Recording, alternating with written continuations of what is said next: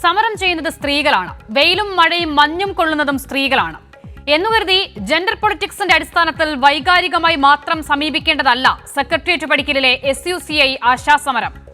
കേന്ദ്ര സർക്കാർ തൊഴിലാളികളായി അംഗീകരിച്ചാൽ തീരാവുന്നതാണ് സമരക്കാർ മുന്നോട്ട് വയ്ക്കുന്ന പല ആവശ്യങ്ങളും. പക്ഷേ തൊഴിലാളികളായി അംഗീകരിക്കണമെന്ന ആവശ്യം പോലും സമരക്കാർക്കില്ല. 10 വർഷമായി വർദ്ധിപ്പിക്കാത്ത ഇൻസെന്റീവ് വർദ്ധിപ്പിക്കാമെന്ന് അങ്ങോട്ട് പറഞ്ഞാൽ പോലും വേണ്ട സമരക്കാർക്ക്. ഇതിനൊക്കെ ഒരൊറ്റ കാരണമേ ഉള്ളൂ. ചോദിക്കേണ്ടത് കേന്ദ്ര സർക്കാരിനോടാണ് എന്ന കാരണം. കേന്ദ്രത്തിന്റെ പ്രതിനിധികൾക്ക് പരവതാനി വിരിക്കുന്ന സമരക്കാർക്ക് ചോദ്യം പക്ഷേ സംസ്ഥാന സർക്കാരിനോട് മാത്രം. 7,000-ൽ നിന്നും 3 ഇരട്ടിയായ 21,000-ആയി വേതനം സംസ്ഥാന സർക്കാർ വർദ്ധിപ്പിക്കണം. വേതനത്തിൽ നിന്നും 1 രൂപ പോലും പിടിക്കാത്ത സേവനത്തിന് വിരമിക്കലാനുകൂല്യം 5 ലക്ഷം നൽകണം. ഇപ്പോൾ ലഭിക്കുന്ന 13,000-ഓ കൂടുതലായി ചോദിക്കുന്ന 21,000-ഓ കൊണ്ട് സമ്പന്നമായ ജീവിതം കെട്ടിപ്പടുക്കാമെന്ന അഭിപ്രായമൊന്നുമില്ല. എങ്കിലും ചില കാര്യങ്ങൾ ചോദിക്കട്ടെ.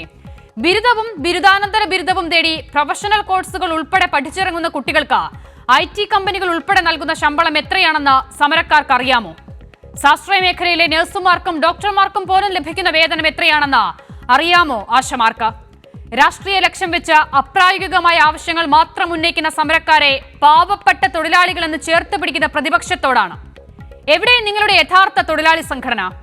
INTUC എന്ന തൊഴിലാളി സംഘടനയ്ക്ക് പോലും ബോധ്യമാകാത്ത സമരത്തിന് കുടപിടിക്കുന്ന കോൺഗ്രസ്. നിങ്ങൾ ഭരിക്കുന്ന ഏതെങ്കിലും ഒരു സംസ്ഥാനത്ത് 20,000-ഓ 25,000-ഓ ഒക്കെയായി വേതനമുയർത്തി മാതൃക കാട്ടാത്തത് കലക്കവെള്ളത്തിൽ മീൻ പിടിക്കുന്ന അത്ര എളുപ്പമല്ല കാര്യങ്ങൾ എന്നറിയാവുന്നത് കൊണ്ട് തന്നെയാകുമല്ലോ. രാജ്യമെമ്പാടും ആശമാർക്ക് നൽകുന്ന വേതനം തുച്ഛമാണ്. അതുയർത്താൻ കേന്ദ്ര സർക്കാർ എന്ത് ചെയ്തു? എന്നാൽ അതിൽ തന്നെ ഉയർന്ന വേതനം നൽകുന്നത് കേരളമാണെന്ന് മുതലെടുപ്പ് രാഷ്ട്രീയക്കാർ മറക്കരുത്.